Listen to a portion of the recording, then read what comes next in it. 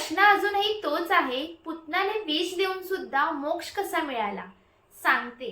उत्तर दडले तिच्या पूर्वजन्मामध्ये. पूर्वजन्मी ती होती रत्नमाला, असुर राजा बळीची कन्या.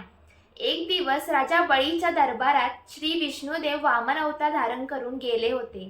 तेव्हा त्यांचं हे रूप अत्यंत सुंदर, दिव्य आणि लहान ब्राह्मणासारखं होतं. तेव्हा त्यांना बघून रत्नमालाच्या मनात विचार येतो की असं बाळ जर माझं असतं तर त्याला मी दूध पाजलं असतं.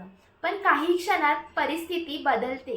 श्री विष्णुदेवांनी वामन अवतारात राजा बळीकडून 3 पावलात संपूर्ण राज्य घेतलं आणि त्यांना पाताळात पाठवलं. तेव्हा तिच्या मनात राग आला की जर हा माझ्या हातात असता तर मी याला विष देऊन मारलं असतं. बस हे 2 भाव, एक मातृत्व भाव आणि एक राग, याच्यामुळेच ती पुढच्या जन्मात पुतना झाली. ही कथा आपल्याला हे शिकवते की देवाप्रती थोडाही शुद्ध भाव असेल तर तो व्यर्थ नाही जात. तुम्हाला ही कथा आवडली असेल तर लाईक, शेअर आणि सबस्क्राईब नक्की करा. भेटूया पुढच्या भागात. तोपर्यंत राम राम.